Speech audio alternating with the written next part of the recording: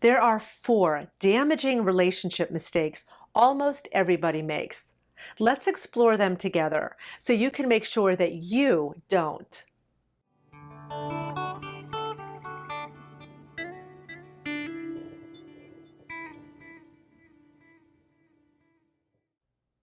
Relationships can be challenging.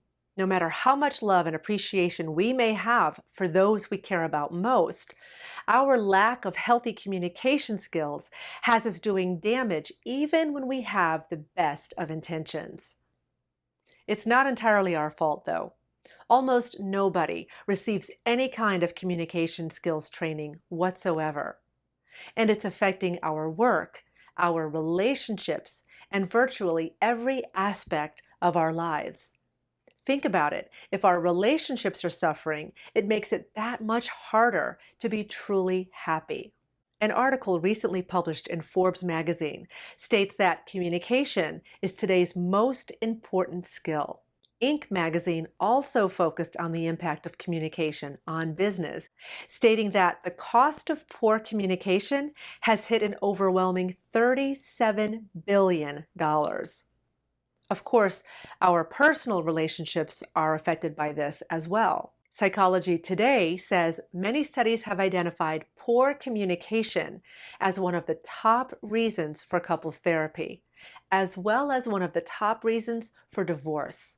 But whether we're talking about our work relationships, our intimate relationships, or our relationships with our children, other family members, or friends, many of us don't even realize the damage we're doing. As a result of our lack of education and training, resulting in an unfortunate lack in communication skills, many of us by default end up doing what we witnessed our parents doing, or what we witnessed other adults doing. Some of those learned habits may be good ones. Chances are, many of them are not. As a communication trainer for over 20 years, I've seen great relationships destroyed as a result. Lovers who forget why they fell in love. Longtime friendships destroyed in an instant. Family members estranged, unable, or unwilling to make amends. Due to our lack of skills in this area, sometimes the more we try to work things out, the more damage we actually do, until all that's left to do is walk away. Here are 4 of the most common relationship mistakes almost everybody makes, and they are eroding at those relationships that matter to us most. First, failure to see things from the other person's perspective.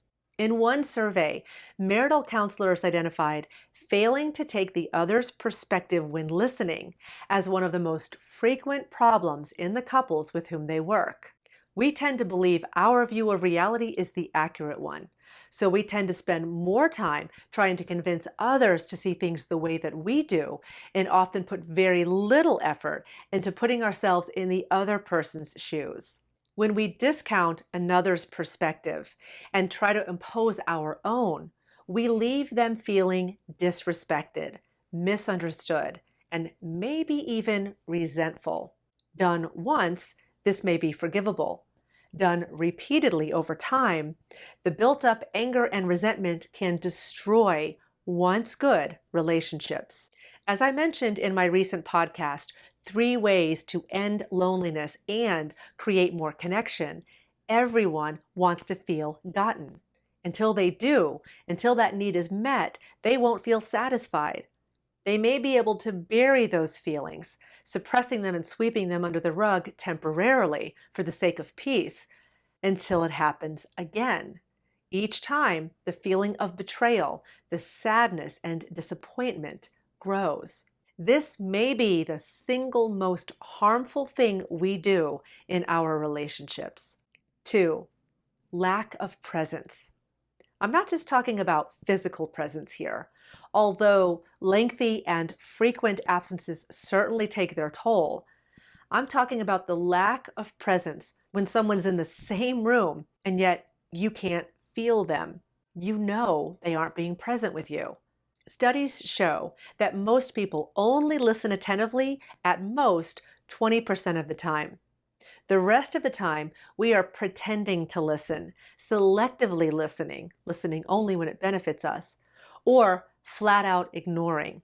But with the advent of social media and smartphones putting mini computers at our fingertips, our attention spans have drastically deteriorated. Studies published in Time magazine and elsewhere show that the average attention span is now 8 seconds long. This is less than the 9 second attention span of the average goldfish. If we don't see an apparent advantage to ourselves in that period of time, we often subconsciously choose to check out of that interaction, be it on social media, YouTube, or sadly, sometimes even our relationships. We've all done it. Either we're distracted by something externally like social media or by something on our minds, or we assume we know what someone's going to say, so we stop listening, or we're really just not that interested. This creates a disconnect in our relationships. Not only have we all done this, we've all been on the receiving end of this. Have you ever been in a relationship and still felt incredibly lonely? Or been in a room full of people where the connection felt superficial at best? The Gottman Institute says the primary indicator of whether or not an intimate relationship will last comes down to bids for attention.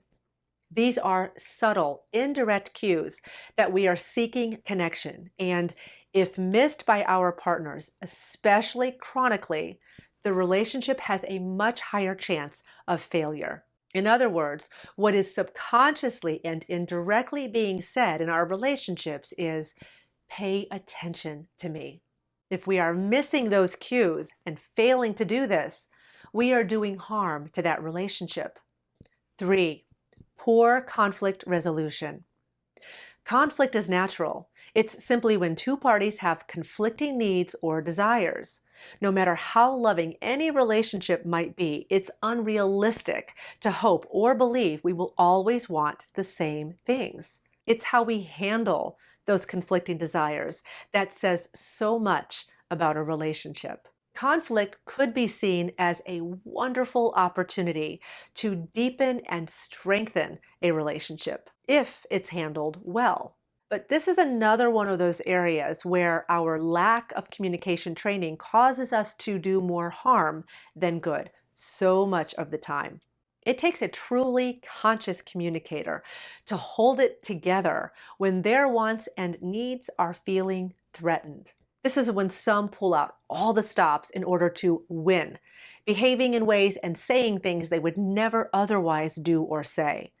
In the end, they may get their way, but this leaves the other on the losing end of that bargain. Some, willing to do anything to avoid conflict, will accede victory to the other person just to keep the peace.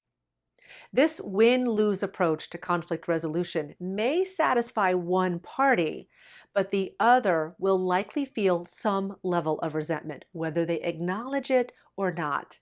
If this happens often, the obvious or underlying resentment can mushroom to epic proportions, and the relationship is in big trouble. So in truth, unless both parties feel satisfied with the final outcome, unless it's a true win-win, everybody loses in the end. When someone tells me they've met someone and they think he or she is the one, I always ask the same question. Have you had your first real disagreement yet? Because you don't truly know someone or the sticking power of a relationship until you know how they and how you both together handle conflict. Does this person listen to you respectfully in that moment? Does she hit below the belt? Does he manipulate or raise his voice? Does she hang up the phone or stomp out of the room? The way a person handles conflict is a pretty accurate indicator of success in both their personal and professional relationships. 4, not knowing how to ask for what you want. Another way our lack of communication training shows itself in our relationships is when it comes to asking for what we want. Since some of our earlier attempts in life at communication may not have gone so well, some will become really passive, no longer speaking up about what they want, maybe even telling themselves the other person should know what they need. We put the responsibility on the other person to read our minds and take the onus off ourselves to speak up and ask for it. Or some simply play the martyr, acting like they don't have any needs, so they don't have to ask and risk hearing no. Others, not knowing a more graceful way to do it, get super aggressive and energetically overpower their partner to get what they want. Both of these approaches tie back into the conflict resolution we just explored, and over time can be cancerous to what was once a healthy relationship.